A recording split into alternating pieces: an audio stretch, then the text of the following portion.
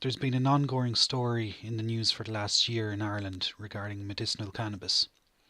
Vera Toomey, a mother from Cork, is campaigning heavily to make medicinal cannabis available for her 7-year-old daughter Ava, who suffers from Dravet syndrome, a rare form of epilepsy.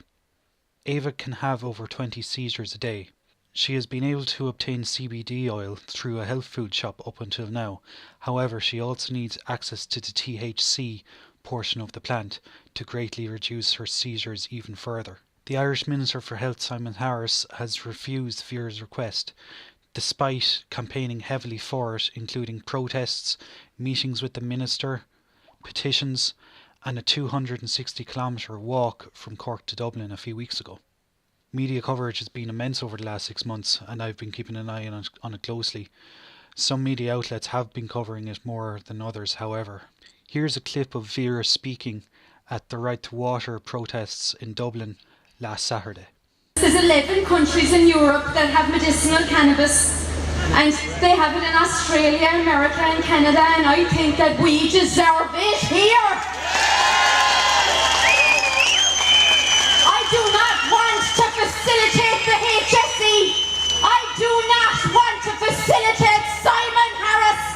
I do not want to take my daughter on a 10-hour flight over to Canada so that I can gain a prescription for medicinal cannabis to come back to Ireland to facilitate the people in the government here. I want to take my daughter into Cork. I want to have medicinal cannabis prescribed to me by the neurologists that care for my children, for my child. I do not want to see the people that I have met over the last 2 years left out, left in the cold, left in the dark, because the Compassionate Access Programme includes pharmaceutical medication with a CBD basis to suit the pharmaceutical companies. We want whole plant medicinal cannabis, and we deserve that now.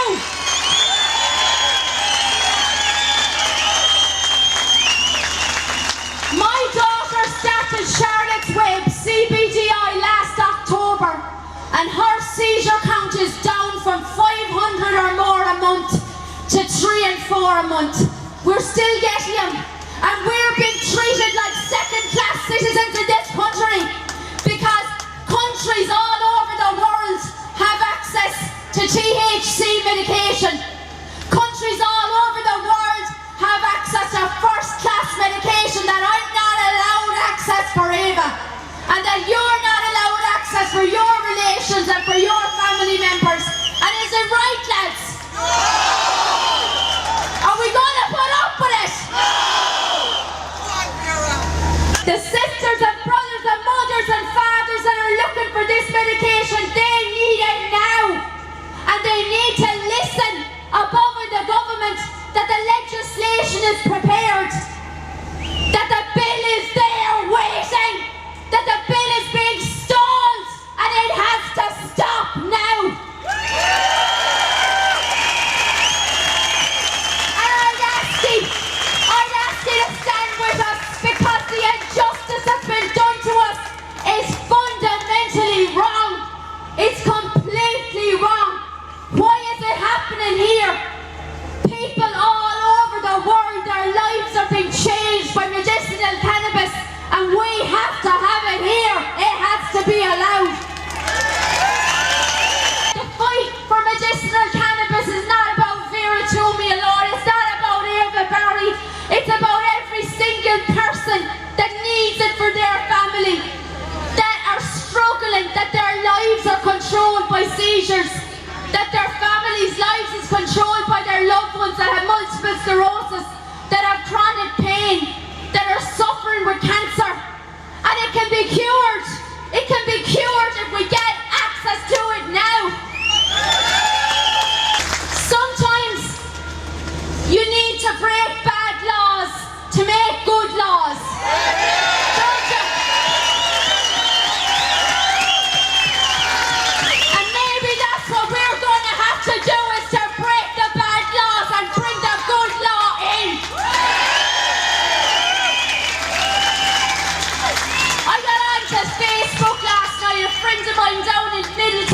Alicia, she contacted me and she said Simon is on Facebook. He's after answering somebody's message up on Facebook. So I got on and I said, Simon, I'm here at home. I'll be here waiting for you to give me a call. Do you think he phoned me, lads? He didn't phone me. He won't contact me. He won't contact us. But you know what? We'll contact him. Our love for Ava is unconditional. But above all, Simon Harris, there'll be no stop until we get what we need for our families. Thank you very much.